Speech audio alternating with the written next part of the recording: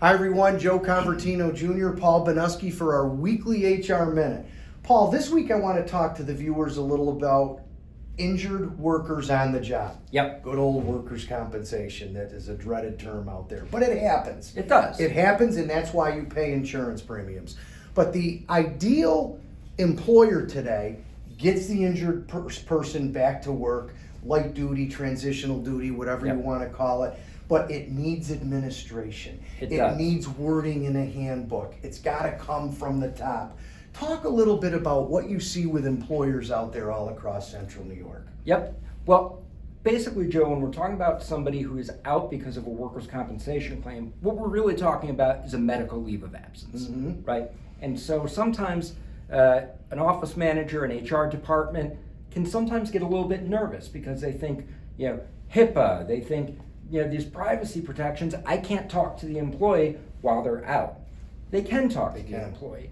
It's a common misconception. The key, though, is to talk to the employee in terms of the job, in terms of their ability to return to work, and what, if any, reasonable accommodations they may need to come back. So it's critically important to stay in touch with your employees when they're out, whether it's a workers' compensation claim or a disability claim. You want to be able to have that open line of communication.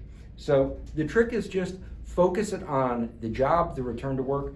Don't focus so much on their health, because really what you want to do is create a scenario where you have the information you need as a business owner to make the decision to bring this person back.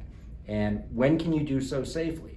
And so it's a team effort. We talk a little bit about I think you said it's a four-legged stool. Well, we four-legged. You got your broker or agent, your carrier, the injured worker, and the physician.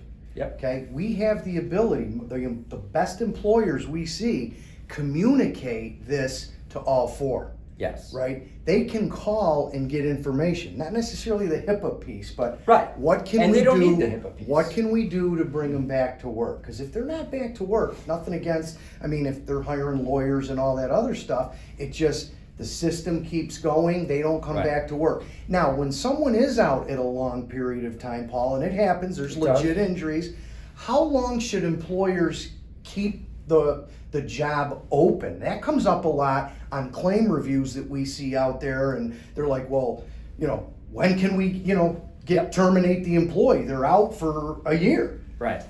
And so this is where it comes back to what are some of the other programs that may be running alongside the medical leave of absence. So Family Medical Leave Act, right? That says 12 weeks of job protection.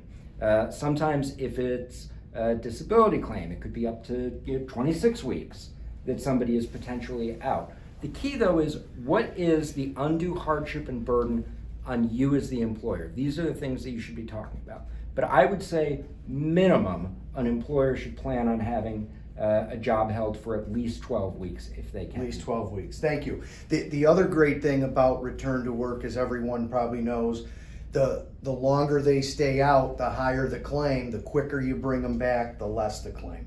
Exactly. Okay, that goes into your mod and all that other stuff. And it minimizes the disruption at work of having somebody out to get them back quickly. Better morale, but you got to write procedures down. You got to work with your agent or broker and your carrier. And you've got to have job descriptions. A job description is an essential document for returning something. Correct. Thanks. Great talk, Paul. To learn more about this information, return to work, bringing an injured employee back to your employment, give us a call, ask for Paul, and have a great day. And remember, CH is in your corner.